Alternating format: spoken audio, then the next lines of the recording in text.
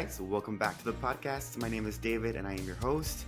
And I want to welcome you to the Life Stories podcast. If it's your first time, welcome. I hope you stick around for these great stories. I know they're going to be just as encouraging to you as they were for me. Before we get into the episode, I wanted to share this really quick story that encouraged me this week. For those of you who don't know, I actually serve in our student ministry at the church that I attend to here in San Antonio. And one of the students that I work really close with came up to me today and was like, "Hey, David, I followed your podcast on YouTube or subscribed to your podcast on YouTube, and I like everything that you post." And I thought, well, that's cool. Thanks, bro. That meant a lot to me. And then he says this, which really got me. He said, "Yeah, and I screen recorded one of your videos because I sent it to one of my friends who's going through some things right now. And I thought that he needed to hear this." And he showed me which one it was, and it was the episode where I talked about, or it was the short on YouTube that I talked about how God created everything just perfectly and just right, but how some people think that God made a mistake on them. And I said, and he messed up on you, make that make sense.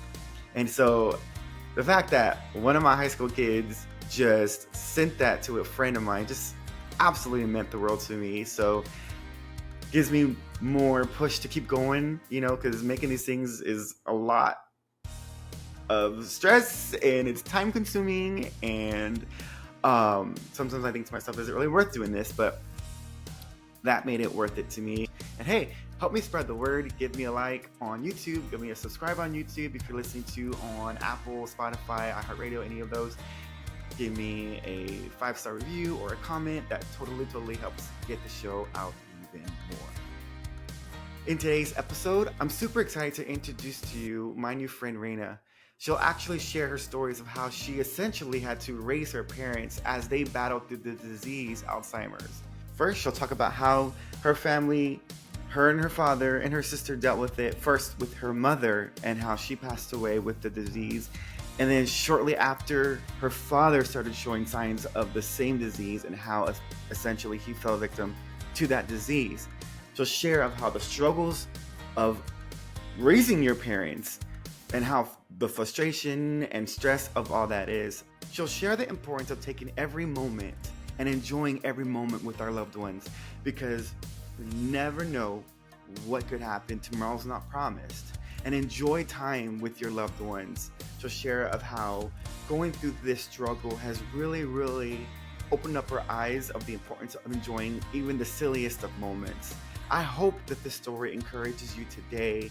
If you are going through this walk with a loved one, this story is for you. This episode is for you.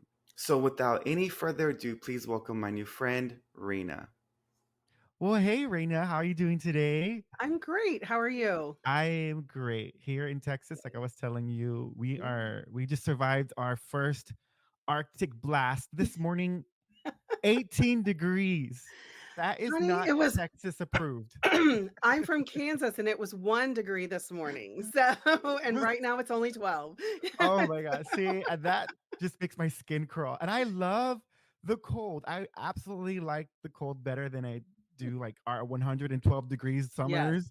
But 18, it's like I said, it's not Texas approved. That's not what we Yeah. signed up for. But hey, it's nice I every now and understand. again. And thank God that none of our pipes bursted here in my Yeah. apartment complex, because I told you I was apartment manager and I went through that here before, and it was like a total disaster and Yeah. never want to do with that again. So Yeah. well, cool. I'm so thankful that you said yes to this show. I got a little bit about your story, and it just hit personally for me, and we'll talk about that later. But I think it's definitely a timely uh, story for me personally, and I know for other people. And I'm just so excited to share your story and for my personal family to hear this. And like I said, we'll talk about that a little bit later. But go ahead and introduce yourself and tell us a little about yourself, and then we'll get right into it. Yeah, definitely. Well, again, thank you for the opportunity to just come share my story because I love you that we share stories. I think that's, what God gives us in our life is so Yeah. different. Our stories are all we come from different places and experience different things, but coming together around story really gives us a connection that's unlike anything else. So, Hmm. I'm Rayna. I am a speaker, an author, a coach, and I have the story that nobody wants to have. I've Mm. actually lost both of my parents to Alzheimer's disease. Oh, So when I was 16 years old, my mom was diagnosed. She was just 53, wow. and she lived 12 years at home with my dad as her primary caregiver.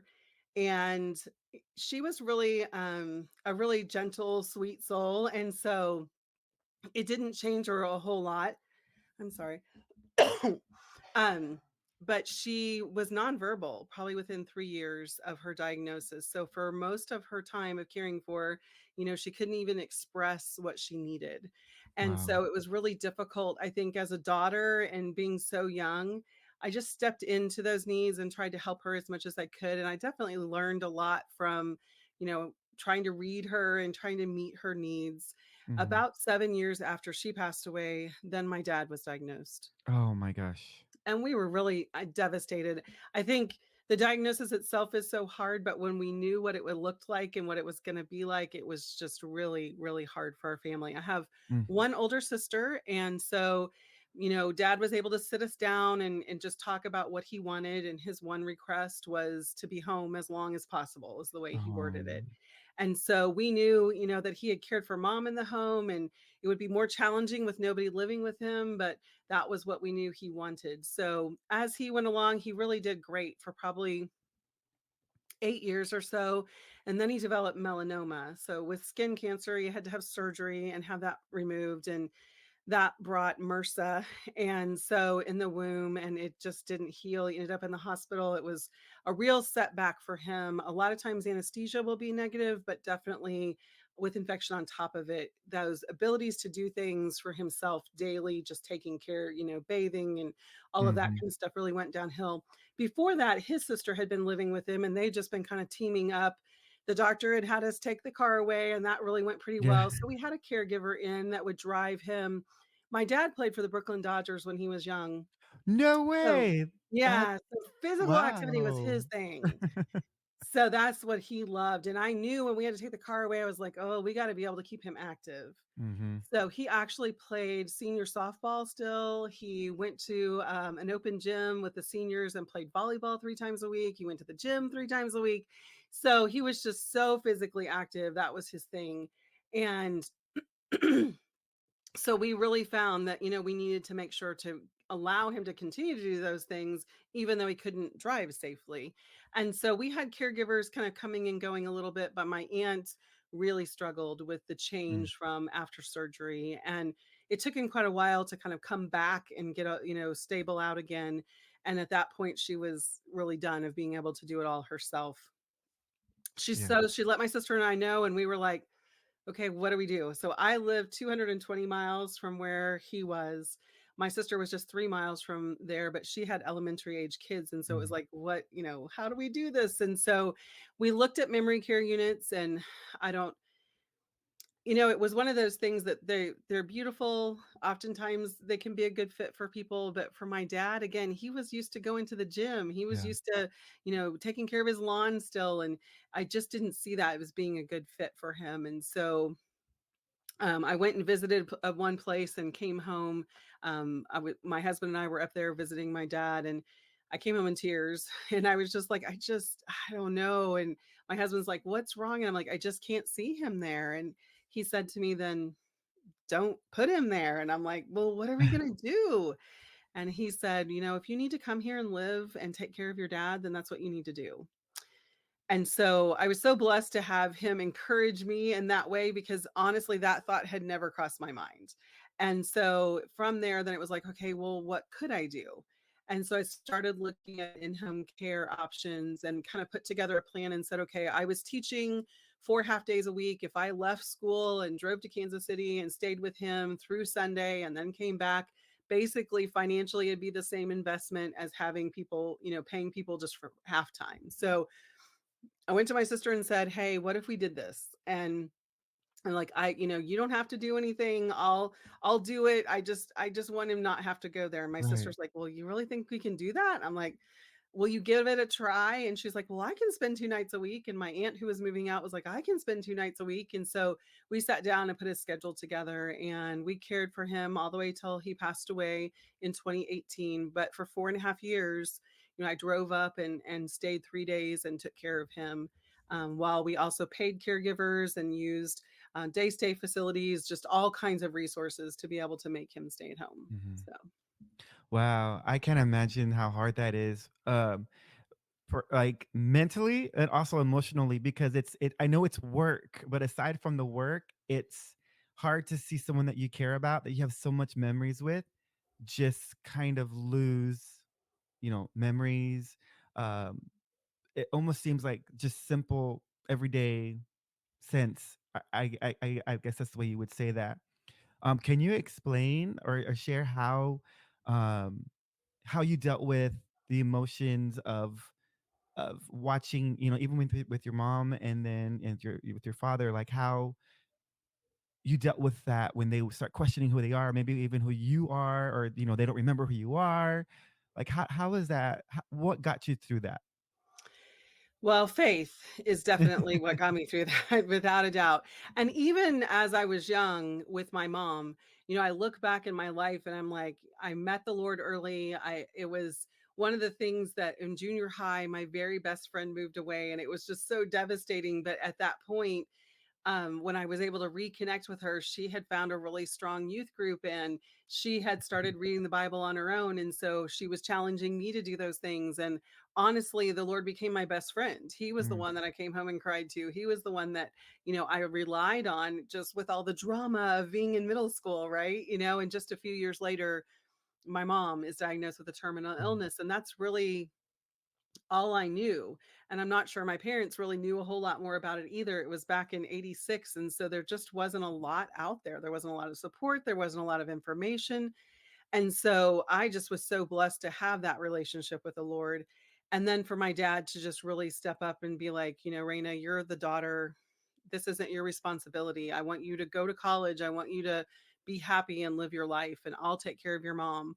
And so I was really blessed by that, because my instinct was to stay home. My instinct mhm. was to be there and try to be, in the middle of it all. And my dad really did a good job. He brought in caregivers. He was willing, to get help to some degree. But I think it was so hard with her because she couldn't talk. She Mm, couldn't tell you what was going on. And so it was a lot of just stepping into those needs. She was never incontinent, which I was very thankful for. But we kind of took her to the restroom on a regular schedule. I mean, I bathed, I fed. It was just what you did. You just saw those needs. yeah. And so you just kind of took care of her. But it was really interesting because through caring for my mom like that, my dad and I got closer. And we were really close. We actually owned a business together, and he was kind of the financial backer and the financial person, and I was the hands-on, and I owned a Sylvan Learning Center. And I'll never forget Mm. the day that he called me and he was like, I'm kind of worried. I'm like, what's up? And he said, I don't think everything's okay with my brain. And I'm like, Oh no. "Mm, what do you mean, Dad?" I'm like, oh, you don't worry about it. Their parents didn't live very long. I'm like, we don't really know what it looks like to grow old. He was in his early 70s, and I'm like, I'm sure you're fine. Just go to the doctor, talk to them about it. It'll be okay. And then it wasn't. Mm, So, and that's one thing a lot of people aren't aware of. We all think of memory loss when we think of Alzheimer's, but actually, there's so many parts of the brain that are impacted. And frequently, one of the first parts is actually problem solving. So, because my dad was an accountant and very successful in problem solving, that was just the way his brain worked. That's what he started noticing, was that he couldn't fix things as easily, or he wasn't sure how to start something. And so his self-awareness of not being able to just think right is part of what the flag was. His wasn't near as much forgetting. mm. And with my mom, I'm not real sure because I was so young. And I do know she was forgetful because she had notes everywhere. I mean, I was in high school and played sports and stuff, and it'd be like, pick Raina up at this time and that kind of thing. And so I saw the memory more with my mom than I did with my dad. But I think it was because he was really aware pretty quickly. So Dad and I were really close, and one of the first things I said to my sister was, I don't wanna bathe him. I don't, I just couldn't. I really struggled It's with, different, yeah. being able to, yes, it was very different to take care of my dad, and then because we had that adult relationship, it was just hard to imagine. Eventually, as time went by, again, it was the same for me. It was just seeing the need and stepping into that. So I was able to take care of those physical needs for him.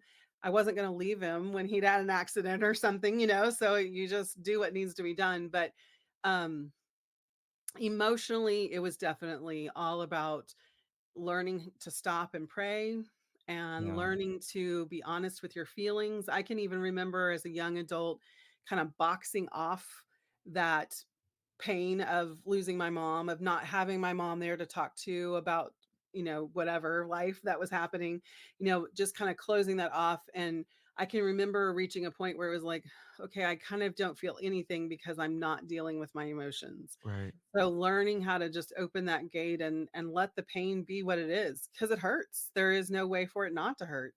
And so you have to experience that in order to have the joys. And so, the second time around, I was a lot better at just dealing with those emotions. And I share a lot that I kind of checked in with myself because I had such a long drive. I was able to leave the driveway and just be like, okay, Lord, he's yours. And just, drop him off in his hands and drive away, and then just kind of process, how am I? What do I need? Do I need more rest? Do I need more exercise? What do I need to meet my needs? And then how is dad doing? And what do I need to do to help him? Mhm. And so I did a lot of just praying and talking to the Lord about those things and trying to be able to make sure that I was being honest with my feelings so that I would be able to handle things better. Because when we bottle things up, we aren't very nice typically, right? Right. We don't have as good a patience, we aren't as kind, all of that kind of stuff. So, really trying to make sure that, um, that I was aware of my feelings. Yeah. So, And I think it just goes into, for a lot of us, even in just regular ministry, you have to make sure your cup is full because you pour so much into people. And those are people that you go to church with. So I call them family, they're church family. But when it comes yeah. to, I mean, I just okay, so just to share a little bit personally, I told you a little bit before we started recording that my grandfather is starting to show early signs of dementia.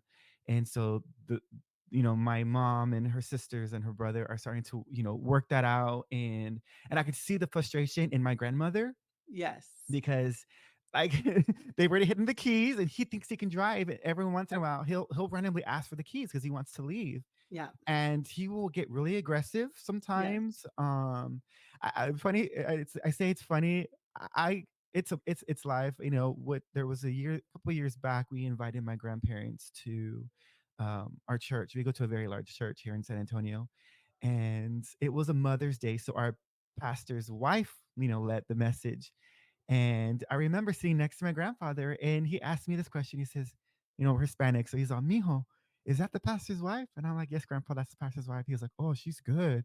So, we go on. A couple minutes later, he taps me. He's like, "Mijo, is that the pastor's wife?" And I'm like, "Yeah, grandpa, that's the pastor's wife." He's like, "Man, she's real good." Okay, couple more minutes.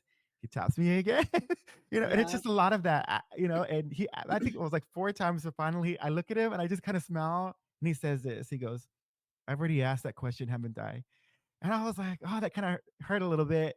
And I was Yeah. like, "Yes, grandpa, that is the pastor's wife." I said, "But you can ask me 2,000 more times." And he just looks at me and he didn't ask me again. So, but, and then even, now we go visit them and it's the same thing. He'll ask the same questions over and over again. And he'll start forgetting who belongs to who, like, my cousins or, my nephews and my niece. Like he'll either remember or he won't who they belong to or who they are. Like I remember most recently we went to visit them and it was my siblings and my parents. We all went to visit them together. And he'll say, "That little boy."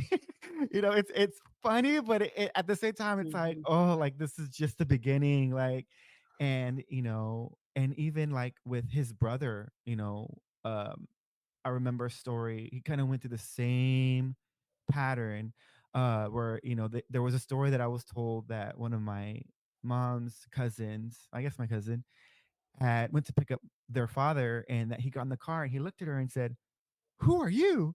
And I just Mm. can't imagine having to go through that as a child, that these people you look up to, they teach you everything about life. And then all of a sudden you feel like that's all just shattered and forgotten about, and I see videos on TikTok and things like that, and where it's really bad. And I just pray to God that my parents will never go through that. But I see how my mom and my aunts and my uncle are dealing with that. Um, how did how did your father deal with, maybe did your mother ever go through episodes where she got really aggressive, or even your father? Like, how was that handled? So my mom had a season, I would say. It was a short period of time, but I can remember it because I was, would come home from college and we trying to help. And the main thing that really stood out to me was just how angry she got. My dad, she had a kitchen fire and Mm, he realized, okay, this is not safe, and so he decided to take early retirement from his job, and he wanted to still be able to travel and do some of the things they had dreamed of. And so I saw the sacrifice he was making to leave work and to be home with her. And she was aware enough that she was really angry. She's like, he's taken over my kitchen, he's moved my mm, stuff, he won't let me do this or that. And he would say those things to me, and I'd be like, he's just trying to keep you safe. And so she would get a little frustrated early in. The way it affected her brain, she really was not aggressive. She was very cooperative. I think we learned how to talk to her, and one of the things that a lot of people don't realize about the disease is not only the processing, but many, many people are affected with their eyes, their ability to see and interpret what they're seeing. So depth perception, one of the first things you look for is like dents in the car and things like that. Well, that's because the depth perception stops working. When you think about how complicated it is for your eyes to see things and they see them upside down, right? And then it mhm, goes all the way to the mhm, very back of the brain where your visual area of your brain is. It has to flip it over and then layer it on top of each other in order for you to see and have depth perception. So as the disease is coming into play, that becomes difficult. And so many times people's vision is impacted. Now, just like when you need glasses or when you need stronger glasses, you don't necessarily notice that, right? Because it's a progression that happens. And so my mom would bump into doorways. She would, try to sit in a chair and miss the chair. She had a lot mm, of those wow. issues. My dad did not. So it was really interesting. But we learned to talk her through things. So we learned to say, okay, we're going to put the shirt on, and we'd have her touch it and then help her put it over her head. Whereas if I had just come at her, which I, did before I realized how to do it without startling her, if just come at her and try to put her shirt on her, then she would hit me, she'd hit at me. And so it was just learning what worked. And that's what I really want to encourage parents. There are certain types of dementia that have aggression, but not everyone has aggression.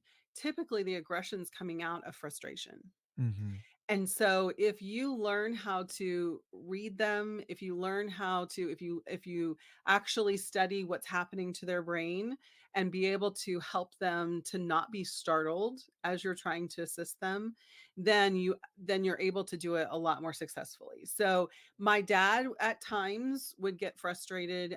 He definitely, as I was learning and trying to figure out how to work with him as things were changing, there were times that he called me names. My dad never cussed when I was around, and so it was really hard to hear those words, and it was hard to have him hit at me. But it was a shorter period of time that we lived with that. And I'll never forget, there was a period of time that was really difficult and I was just struggling. He had gotten worse, but it was I put him to bed 3 nights a week. And so usually 2 of the 3 nights it was like 20 minutes, no big deal. Let's just get your jammies changed. He was incontinent at night, so we had a special nighttime brief that I needed to get him into and, get him all tucked in, pray with him, and put him to bed. So, mhm. but one night a week, I couldn't tell you why. It just wouldn't happen. He just wouldn't cooperate. And it was like he had this little bathroom off of his bedroom. And if I could get him in there, then I could at least get him to stay there and not go to bed with shoes and everything on. And so I would just stand in the doorway and kind of block the way and just be like, ask him, Dad, can you take your shirt off for me? He'd say, sure. And then he wouldn't do anything. And if I tried to go in and do it, he would get mad. So Mm. I learned to just stand back, and literally it could take me an hour to an hour and a half to just, give him some time and try again. Give him some time and try again. And Mhm. so I came home just really upset one weekend, and my husband's like, what's going on? And I'm like, I don't know. I can't figure out what I'm doing wrong. I can't figure out how to make him cooperate with me. I don't understand. From one night to the next, I do the same thing, but it doesn't work the same. And he's like, "Well, what would happen if you just wrapped your arms around him and gave him a big hug and told Mm. him you loved him?" And I said, "He would hit me." That's what would happen. I'm like, "There's no way that would work." I was just really defensive and frustrated. And so the very next week, I'm standing in the doorway again, and I'm like, "Dad, can you take your pants off?" And he's like, "Sure." And he's not doing anything. And I hear my husband, "Well, what would happen if you just said, 'I love you'?" And I'm like, "Okay, I'm going to give it a try." And so I went in there and I just wrapped my arms around him, and he just stiffened right up, and his hands were in a fist, and he just stiffened up, and I just held him and I just said, "Daddy, I love you. You're safe." And I just talked to him and just stroked his back and just, "Daddy, it's okay. I'm here to help you. It's okay." And I just held him, and I don't really know how long I did, but I felt his arms eventually drop and him relax into the hug, and he held me back, and I just stood there saying, "You're safe, Daddy. I'm here to help you. You're okay." And eventually we dropped our arms, and I kind of took a little step back, and he looked up at me and he said, "What do you need me to do?" And I said, "Take off your pants." It's such a funny thing to say, but honestly, that's what I need. Just need And you to so take off your pants.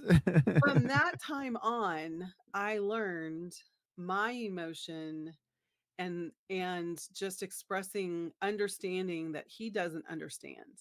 Even if he responds appropriately, even if he says, "Yeah, I'll do that," he's not being defiant. He doesn't understand. Right. And I need to make sure he feels safe, and I need to make sure he knows I love him, and we just need to take as long as it takes. Mhm. And so, coming with him, I love Teepa Snow. If you haven't found Teepa Snow yet, she is a dementia educator and she is phenomenal. And she talks about the fact that if we're pushing our agenda, they're going to push back. Right. And if our agenda and their agenda don't meet, we're going to lose. Right. And so really learning how not to push is really the best way to help handle that aggression. If Mhm. you can just relax and try to and to understand what it is that's setting them off. And Mhm. simple things like my dad always wore a ball cap. And if his ball cap was laying around, he would put that cap on his head and he was leaving. Oh, wow. And it was just he associated putting his hat on and going out, and it was like and the caregivers would be like, he just walked out of the house. I'm like, "Go with him, just go with him and go for a walk and then come back home and it'll be okay." But we learned, let's just hang the cap up by the door downstairs where he doesn't see it. And if he doesn't see it, then he doesn't think he needs to leave. And so just learning how to watch the triggers, I think, can make such a big Mm, difference in that's being able to good. care for him. It's really good that you said that. I feel like because you said if you push your agenda on them, it's I feel like the way when we think of someone who's dealing with dementia, we feel like they're just forgetting everything.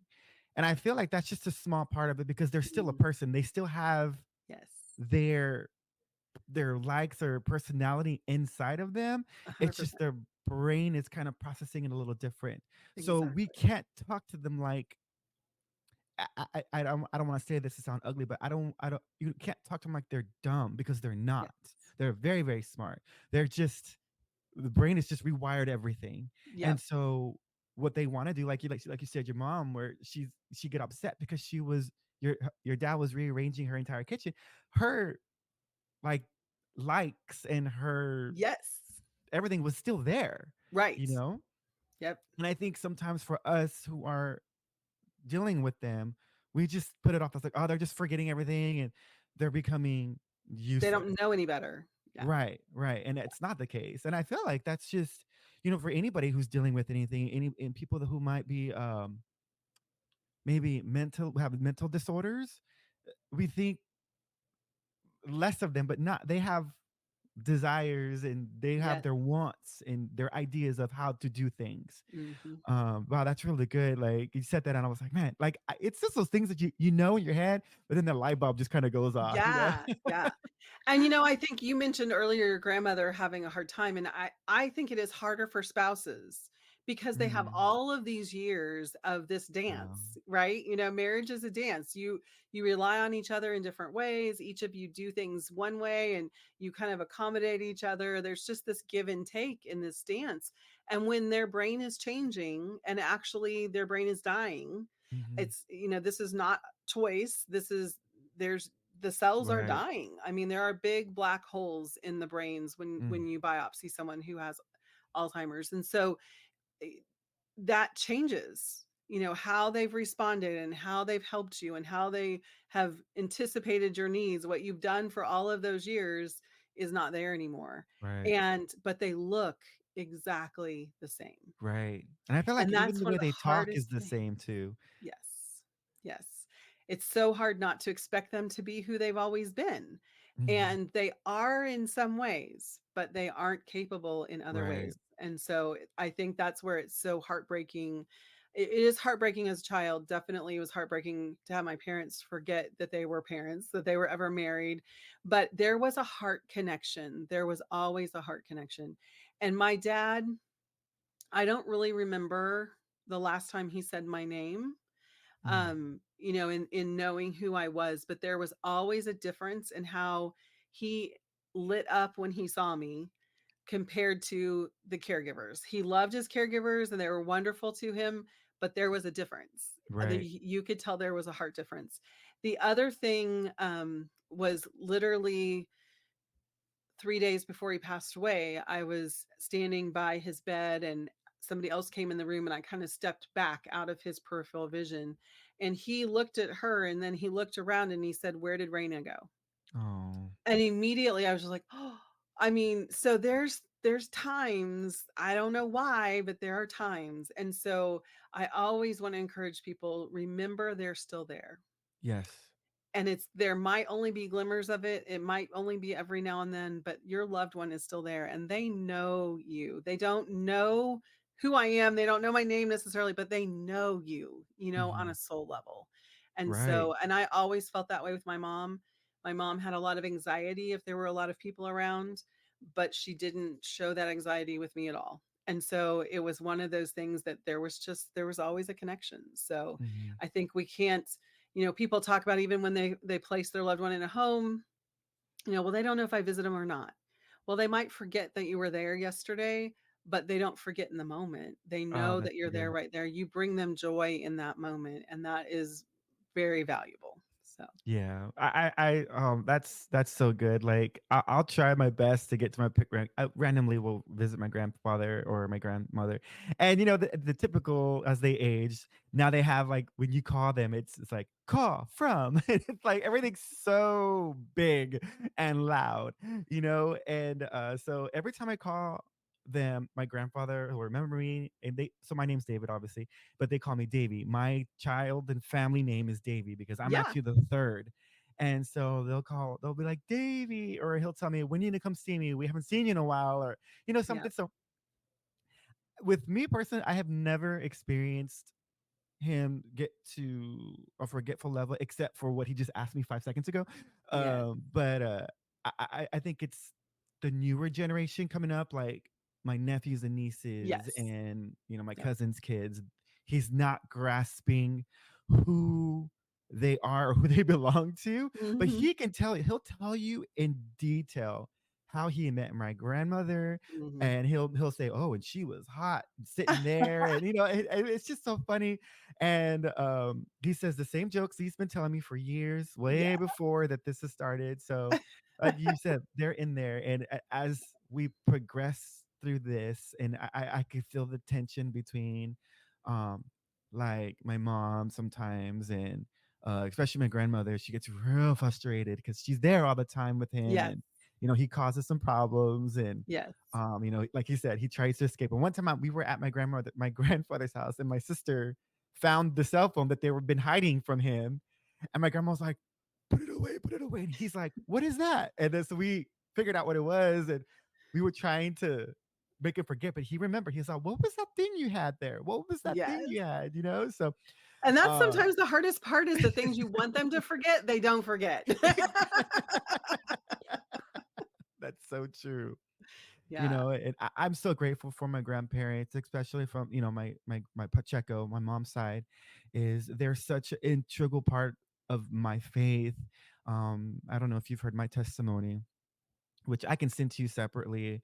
And it's just so much, you know, just a small part of that story is that I was in a very hard part of my life, and God reminded me who I was because of their prayers. Mm. And so, you know, and my grandfather's always telling me how proud he is of me because, you know, I serve in the church, and, you know, not that he's any less proud of my cousins or siblings or anything, but um, I'm just very grateful for my grandparents' prayers, and so Yep. wow. So, what are, one of the questions that I had, and then we'll get into like your book is, was there specific like scriptures or maybe songs or just anything that like you know that you always had to run through, or that you run back to when you were just feeling at this moment of just like down low. Like I don't know if you know if you ever got to that point where you how much more I can take of this. Definitely. There's definitely those times. I think, it changed depending on because, when I first started going to take care of my dad, it really wasn't it was cooking for him. We did a lot of running around together.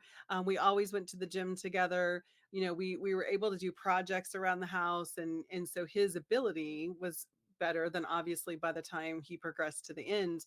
And so some of those things that I needed, like, the scriptures that just talk about just do everything in love. I mean, Mm, I just over and over again, that was kind of a mantra, do everything in love, mhm. Raina. Love first, because the to-dos, I'm a type A personality, so I can get it done. And so Yes. taking that deep breath and just remembering, I need to just do everything with love. And Mm, that was even, there were other times. I'm one of those people that has a word of the year, and the Lord gave me a word one year was grace, and I was like, oh yeah, I need grace. And honestly, I needed grace for the people that were in the home, because I was there 3 days a week, but there were people there all the other times too. And yeah. and not everybody does everything the same way, right? And so in some ways of saying that is, some people don't do things right. And so there was a time it was like, okay, Raina, you've got to extend grace to other people. You are a testament of the Lord, and you want them to know that you're different. You want them Mhm. to know your testimony by what you Right. say and how you interact. And so it was like, okay, grace, you need to be giving more grace, Raina. And as the year progressed, then the Lord turned it around and was like, Raina, are you giving yourself grace? Mm, And yeah. so there were just those times that he really brought things to me that at different times, and that really stood out and helped, to just give me that what I needed in the moment. So for me, I'm always surrounding myself with Christian music, and it was just a lot of prayer and a lot of study of, what did I need to hold on to that nugget at that time, and he was always faithful to do that. So, Yeah, that's so good. Wow. I think the moral of this story is, like you said, it's grace and a lot of patience, a lot yes, of prayer. yeah, Can you know? And you know, I think I think it's hard for no matter if it's no matter who it is, but as a parent, I just can't imagine that struggle in itself. But yeah. so It you and have it a is. go ahead, I'm go sorry. ahead. I think, for me, and do you mind if I read a part of my Not at all, book? Okay. please. So I did write a book. I felt like the Lord told me, um, it was really difficult because, like we talked about, it was one of those things that I'd been through it before. I knew I needed to grieve, you know, Mm, that he couldn't do the things he had done before. I needed to grieve each of those steps. And I felt like I did that really well. So when he passed away, I was really surprised by the grief, and just how overwhelming it was. And for me, being again that type A personality, I was shocked that I wasn't able to just bounce back and keep going. So there was a lot of time that I just needed to sleep. There was a lot of times I just needed to cry, and I just did those things with the Lord. And as I was healing and as I was processing and through, actually at my dad's funeral, the director of the day stay where he went a few days a week, came to me. She gave me a big hug and she's like, "We're going to miss your dad so much." She said, "You and your sister need to write a book." And I'm like, "Oh, haha, sure, great." And so I'm like, first of all, English was my least favorite subject. And so I'm like, no, I don't want to write a book. Grammar and And stuff. so Yeah. and then as you know, the months went along, different people just said, "Rayna, you did it differently. You have a different outlook on this. You need to write a book. You need to help people through this journey." Yeah. And I was just like, "Oh, I don't know." And then the Lord's like, "Rayna, have you listened yet?" And I'm like, "Okay, Lord, I don't know what's going in this book, but we'll work on it." So one of the things at the end of the book, I'm going to put on my glasses. Um, I wrote about exchanging uh, um, getting hope for the grief and being able to process through that. So if I can just share that part with you. So through this season, you're going to experience difficult heartaches. Acknowledge them, but don't stop at the heartache. Look past the heartache for the hope that can come in the end. For me, Jesus Christ, my Lord and Savior, is my source of hope. Being able to evaluate the heartaches that came through my season of caring was actually helped me to find hope in ways the Lord had helped me grow through the experiences. He allowed me to exchange the heartaches for hope. For other things that have come out of the season of caring for my dad, I put together a list of the heartaches that I exchanged for the beauty of hope. I hope that this can show you that you can do the same. Hope after my mom's terminal disease or diagnosis, building a closer relationship with my dad. Hope after watching my dad give up his job to stay home and care for my mom, learning what sacrifice really looks like. Hope while my dad cares for my mom for 12 years in their home, watching true love lived out. Hope after feeding, bathing, and caring for my mom's physical needs when my dad would let me, developing the ability to see someone's needs without their ability to verbalize them. Hope after burying my mom when I was only 28, seeing my mom through the eyes of others at her funeral. Hope for life, even when my dad was diagnosed with Alzheimer's 7 years after losing my mom. I am valued and important, even when the unthinkable things happen. Hope as dad's disease progressed to needing 24-hour care, experiencing my husband's love and sacrifice shining through for my family and me. Hope after deciding to keep dad at home, growing a beautiful friendship with my sister. Hope while cleaning up urine, poop, and blood after accidents, stepping into dad's needs and putting aside any discomfort of my own. Hope after burying dad 20 years after mom, realizing I loved him well, walked him all the way home, and have no regrets. Hope while grieving the journey, a heart to serve others as they walk their parents home. There's always hope. Wow. That is so powerful. And we have to, that's what it's about, right? That's what allowing God to take those things that we can't even imagine. And that was for me, I think no matter what, having to walk this with my Mm. dad from a human perspective felt mean, felt totally unfair. But God knew what he was doing, and he had Mm-hmm. things to teach me, and he had opportunities for me to learn about my dad in ways I never had before. As an adult, you don't spend years with your parents again, just being with them and not having anything else to do. I mean, the memories that we have, we bought a ping pong table and he would whoop my rear all the way up until the end. It's just, I have amazing memories of those times of caregiving. So there are hard times. It is hard, but there are so many blessings. Mm. And when you choose not to participate in caring for them in their time of greatest need, you miss out on those blessings. Yeah. Wow. That is that's powerful.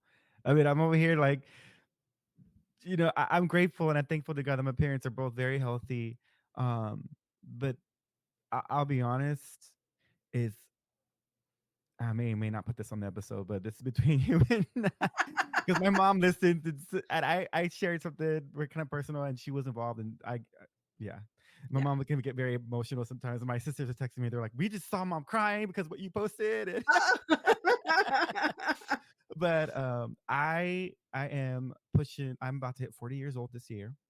I am living by myself. I'm not married. I don't have any kids. So I, I, not that I depend on my parents, but I still look to my parents for advice.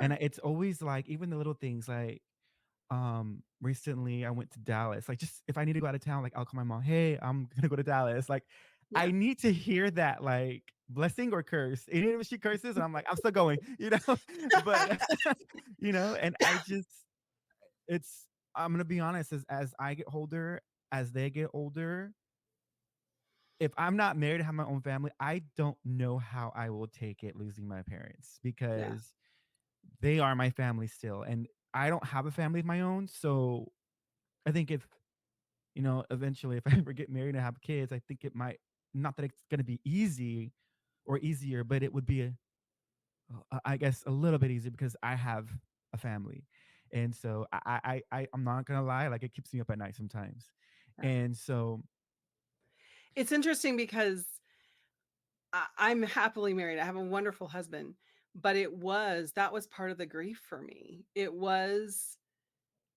I call it, I felt untethered.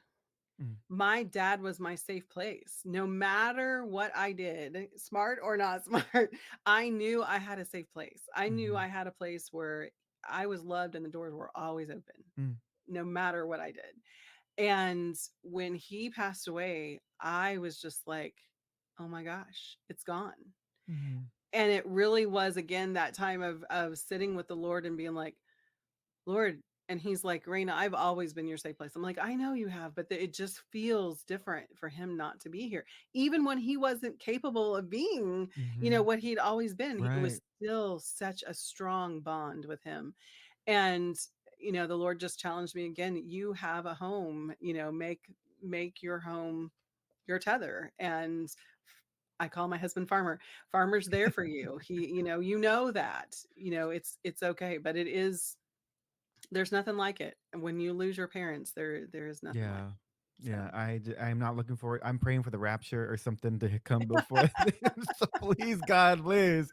yeah, tough. But yeah, so I'm just baffled and I'm so encouraged in all kinds of ways, but your story is actually a little different from typically what I like to share on this podcast. But I really felt like God was expanding kind of what the Life Stories podcast was. I think this podcast has evolved already I started in September of last year. I got this idea actually at a baptism service at our church. And when people get we call it death to life. Hmm. And I'm seeing these people come out of the baptismal whatever baptism pool, whatever you want. And I work in our hospitality department at our church. So I see a lot of these people, young and old, coming out, and people are cheering them on, from the worship center. And then all of us in the back room too, we're cheering them on. And I just kept hearing life stories. I'm like, man, there are so many life stories Hmm. coming from this room. And Yeah. and my church is called Community Bible Church, short for CBC, or CBC short for Community Bible Church. And originally I was like, this church is large. I have enough stories that I can use for this podcast. And it was going to be Mm. called The Life Stories from CBC. Uh-huh. And then I felt challenged with that. I'm like, why would I limit God's goodness in people's lives just to our church? So, and that, it's been people that have been dealing with that are completely lost, dealing with, Yep. where they're questioning God or don't believe in God at all. The Gabby, her story where she just was agnostic and didn't believe God at Yeah. all. Yeah. And Amazing. yeah, And I think as being a person who grew up in the faith, and I have a really unusual story when it comes to that, and that I went to church by myself. From age 6 on. My family dropped me off and picked me up. I was the only one who attended. And so from the very mm, beginning, I've just felt this God picked me. His hand has been on yeah. me. Oh, I And love that. so I remember praying and asking him to take my sins and crying over putting him on the cross when I was 9. And so I have walked with God. I've had a hard difficult stuff in my life.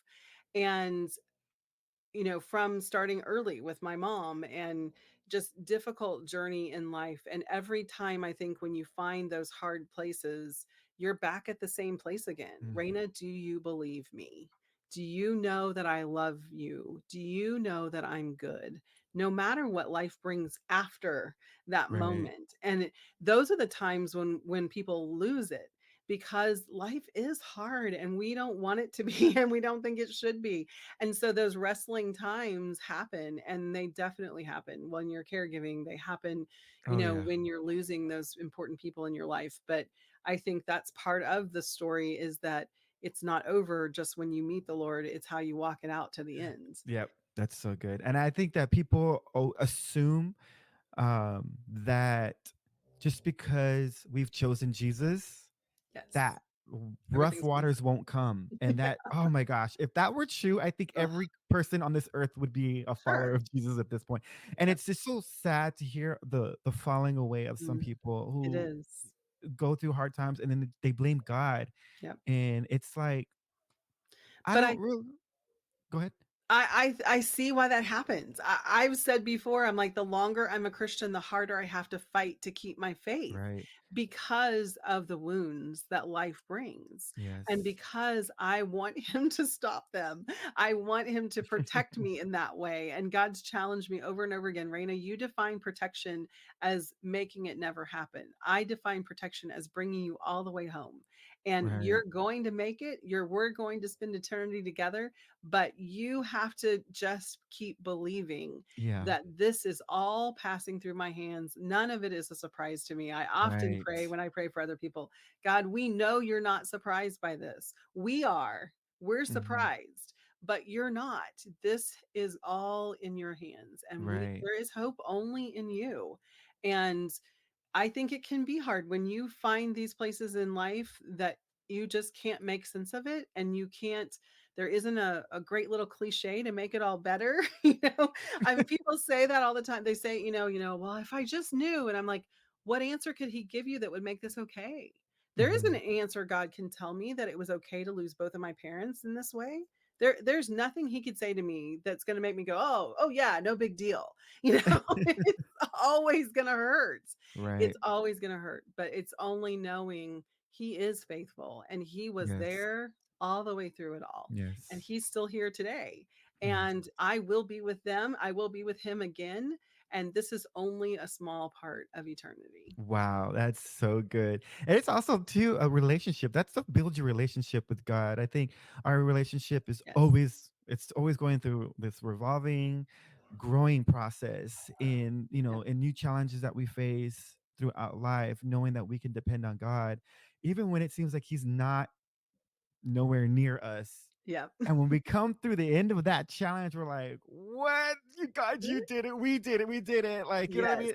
I was like, "Where are you?" Just a few days ago, and now we're like, "Man, you got us through it." I think that's the beauty of it all, Yeah. and it's not in our human minds of thinking we would rather just be perfect all day, but I think it's much more rewarding knowing that we can go through these things and He's with us. Just like, Oh, when he said in the Lord's Prayer is, when you walk through difficult times, when you mhm. walk through the valley of the shadow of death, so it was if it was supposed to be easy, that part would never even be in the Lord's Prayer. It'd be like, Yeah. you Yeah. know, Yep. completely different. But wow, I'm just so thankful for you. Do you want to talk real quick about your book and where people can Sure. find it and what you're Yeah. doing now? So, this is it's the name of my book is No Regrets, Hope for Your Caregiving Season. And the first 10 chapters are a lot of the how-tos, kind of how did stories, but how to, how do we manage medications? Because Mm. holy cow, it is a lot harder than you think. And, getting the support in that you need in the home, hiring and firing people, what did we do and why did it work? I think one of the main reasons why it worked for us was I really used the filter of, dad being happy and healthy as long as possible. So, does it matter if he eats ice cream every day? Is he happy and healthy? We're going for it, And so, just kind of trying, there were caregivers, if something didn't do their job, is he still happy and healthy? Okay, well, then we can work on this. So, just a lot of the nuts and bolts of relationships, how to build those relationships. My sister and I are just a couple years apart, not much alike. So we honestly didn't have a much of a relationship before all this happened. And part of what God really laid on my heart while I was taking care of my dad was build this. You need to get to know her. You need to understand where she's coming from. You need to offer her the grace and compassion that you need in order for this to work. We didn't get along 100% of the time. We didn't want to do things exactly the same way, but we compromised and we were Mm, there for each other and we supported each other. And after his passing, I've made it a priority. I want this relationship. I'm going to mm, maintain this friendship with my sister that we didn't have, the first years of our life. Um so I think there's so many things that you can learn. So in the book, the first 10 chapters are just those kind of things. The last 6 are self-care. What tools did I use to help me be able to do this? Because so many times when I run into caregivers, they're resentful and angry, and they've given up their whole life, and they don't feel appreciated, and you're often not going to be appreciated. My dad couldn't express the appreciation for what we did, but knowing that I could take care of myself, I can maintain my marriage, I can Mm. maintain my friendships. Things had to look different, but I didn't let go of them. I kept them a priority. And you can do that. And so Mm. I want to say that's something God's really laid on my heart. I want to tell people you can be healthy. You can walk your parents all the way home, bury them without regrets, and still have a life that you loved. You don't have to lose everything to do that. He values me, and he created me for a purpose as much as he did the person I was caring for. And so I had to take and value myself and figure out how to balance these things and how to have, that life that I loved, even when in the middle of the hard. So Mm. that's the last part of the book. So I am, like I said, a certified coach. I have a podcast. It's called A Season of Caring, and I interview caregivers, and we just talk about their caregiving experience and where God shows up for them, Awesome. just to remind them that He's there in the hard, because we Awesome. can forget that. So we Yeah. need that encouragement. Um, and so I can be found on all the social medias. I have a electronic magazine that is called Content Magazine, Finding God in Your Caring Season. And so just again, stories and devotionals and scripture reading to just encourage you while you're caregiving. What else do I do? I lead support groups. And so you can find everything that I'm up to at a seasonofcaring.com. So Awesome. Well, definitely link your website, your book. Is your book available on Amazon? yes, all major Awesome. retailers. Mhm. Awesome. Oh, wow. Um, so I'll link your book onto the show notes and the description for the YouTubers, and then your website as well as your social medias. Yes, great. So, well, Rayna, thank you so much. You've encouraged me personally in more ways than I actually expected. Good, good. I am definitely looking forward to sharing this with, like I said, personally with my family and anyone else who's going through this. I feel like it's happening a lot more. I'm hearing about it a lot more, and I don't know if it's something that we're doing or are we eating Yeah. something that we weren't supposed to. I mean, I feel like Sadly, everything the we eat research is is not bad. catching up with us. But the number one, I am a volunteer with the Alzheimer's Association. I'm a community educator, and the number one risk factor for developing Alzheimer's is age. So the older we get, the more likely we are to get it. We are living longer, so I think that's part of it. I Mm, don't know. There has to be more going on in the environment, I think, but they're still learning, they're still researching, they're trying to yeah, find it. it's So just one of those things that's just, I think, until we reach our eternity or Jesus comes, yes, come and Lord. I yes, please come quickly. Every new year I'm like, oh Lord, what is this? Like 2024, I was like, oh man, what are we going through this year? But you know what? We know, like we said, Jesus is with us through it all, and the scary and the bad times and hard times. But again, thank you so much. I treasure you. I found a Thank you. great. I'm looking forward to a continuing friendship between you and Yeah. I. And like I said, I may reach out to you too, because if something happens to my family, I'm like, I know someone. Definitely. And the number one thing I would say with that is get help early. As your mom is trying to navigate this with her siblings and her mom, which makes dynamics tricky, get help early, because you don't want those relationships to be impacted. Right, right. That's so good. That's so true. Well, I usually ask all my guests to pray us out if you're okay with Love that. to. Yeah, definitely. Awesome. That's good.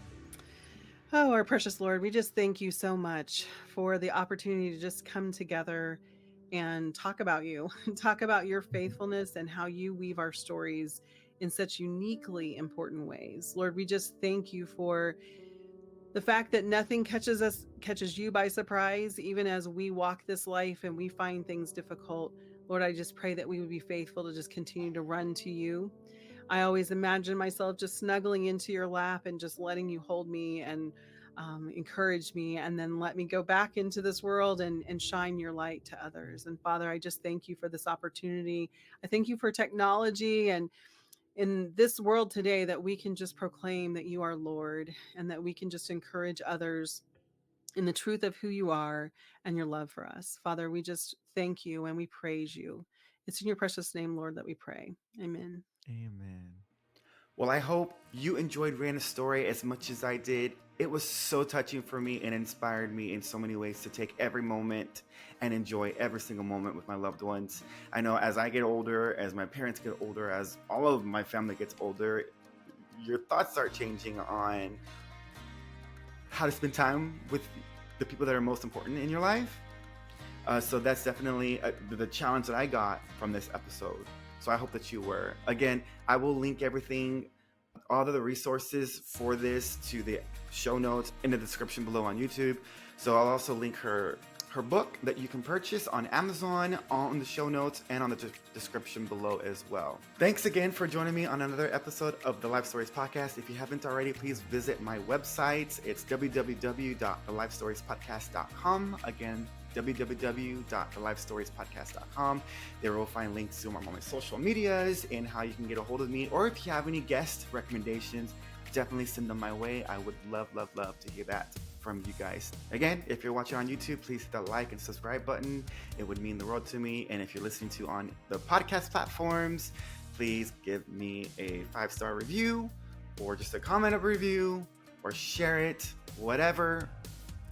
However your platform does it, it helps so much.